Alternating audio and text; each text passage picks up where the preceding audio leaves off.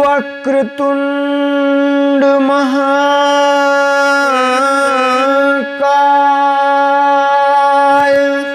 सूर्यकोटि समप्रभ निर्विघ्नं कुरु मे देव सर्वकार्येषु सर्वदा।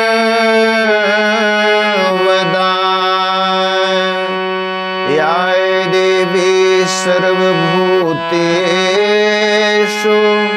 बुद्धिरूपेण संस्थिता नमस्तस्यै नमस्तस्यै नमस्तस्यै नमो नमः।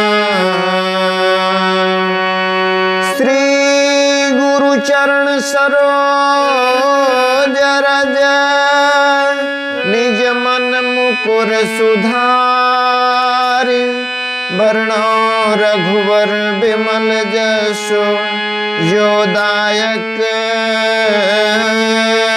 फल चारु। बुद्धिहीन तनु जानिके सुमिरौ पवन कुमार बल बुद्धि विद्या देहु मोहि हरहु कलेश विकार। सीताय रामचरित अति पावन मधुर सरस अरु अति मन भावन।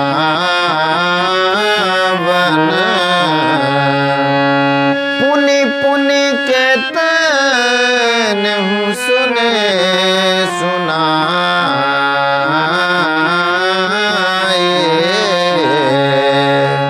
हिय के प्यास बुझत न बुझाए।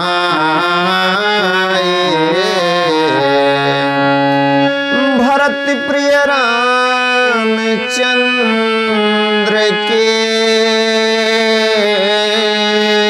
जय उमापति महादेव के जय पवन सुत हनुमान के जय।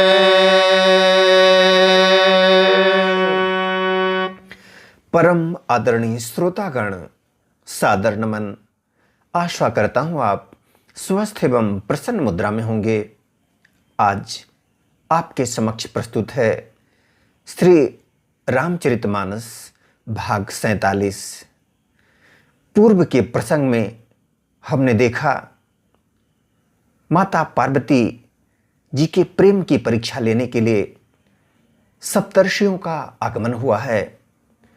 उन्होंने प्रश्न पर प्रश्न तर्क पर तर्क प्रस्तुत किए हैं मैया पार्वती के समक्ष उनके मन को डिगाने के लिए।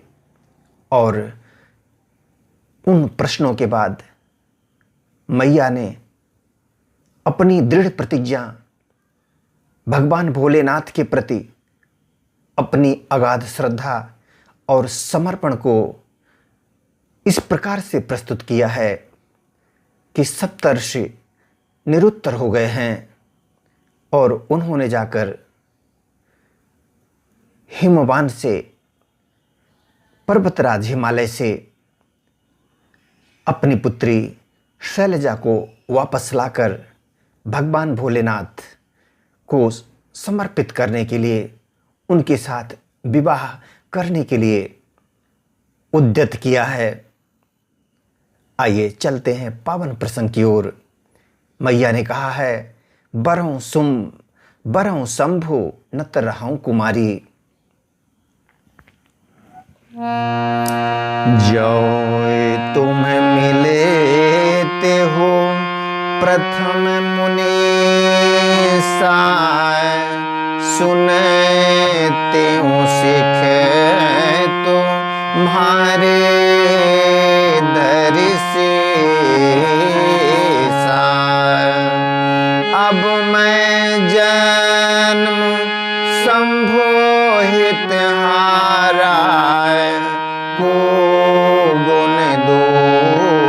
दर्शन कर विचारा। पार्वती जी ने कहा है, हे मुनीश्वरों, यदि आप पहले मिलते, मेरी प्रतिज्ञा के पहले मिलते, तो मैं आपका उपदेश सिर माथे रख कर सुनती। परंतु अब तो मैं अपना जन्म शिव जी के लिए हार चुकी, फिर गुण दोषों का विचार कौन करे। जो तुम्हारे हठ हृदय विषेखी,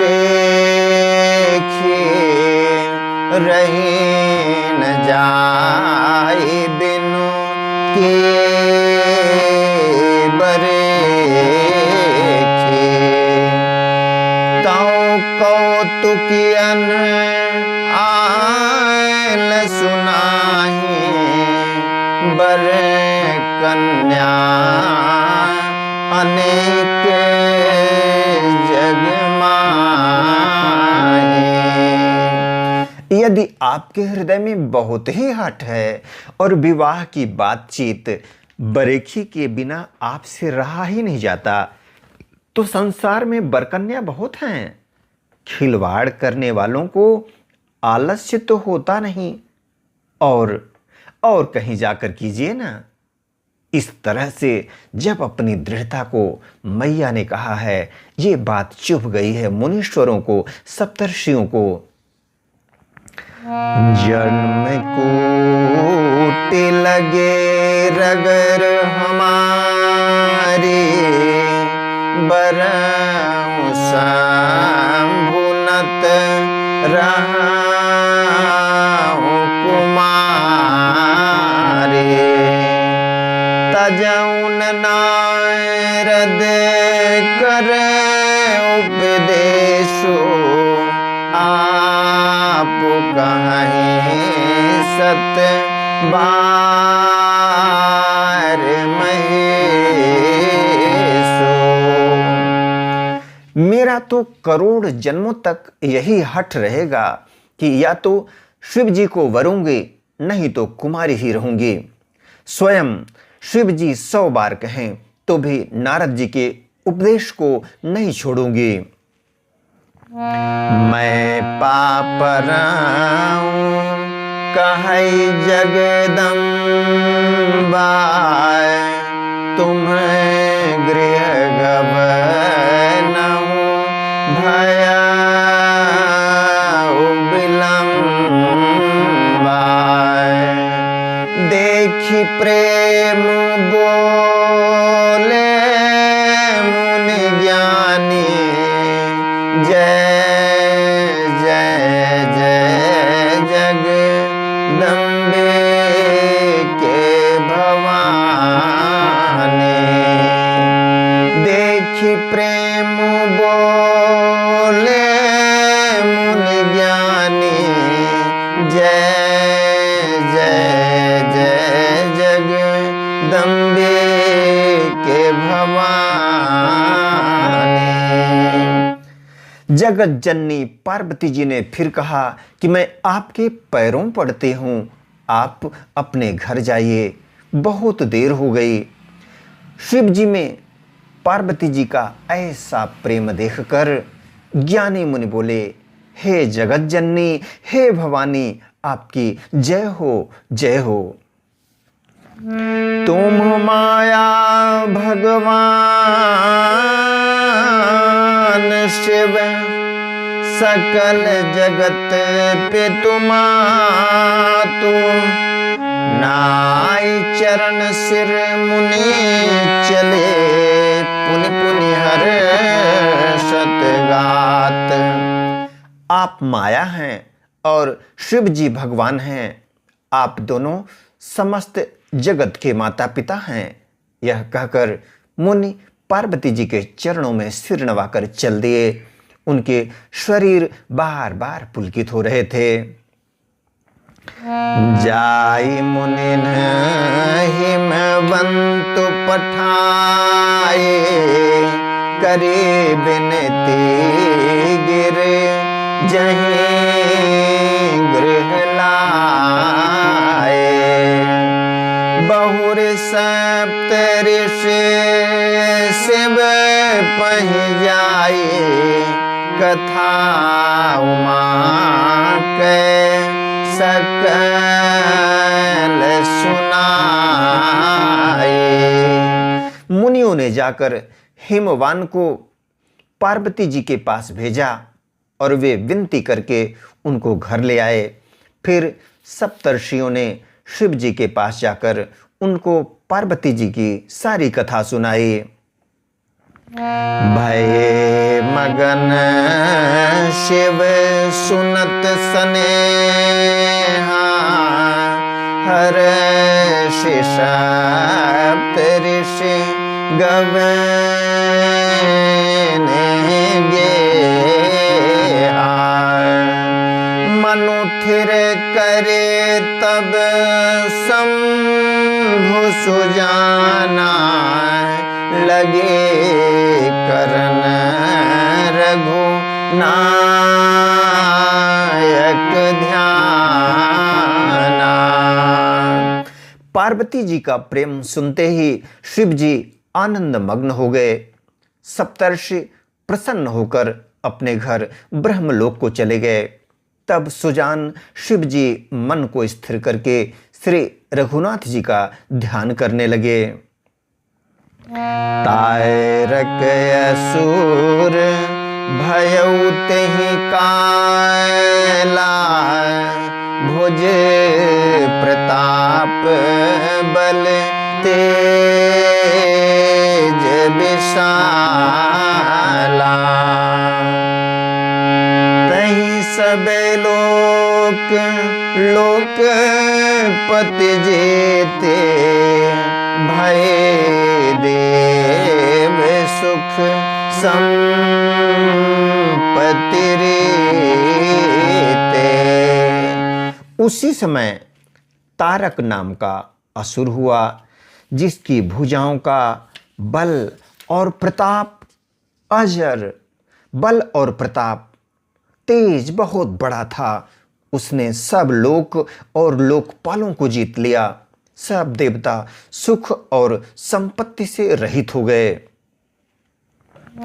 अजर अमर सो जीत न जाए, हाय रे सुर करे विभेद लराए। तब बिरंचे सन जाए पुकारे, देखे विधि सब देव दुखारे।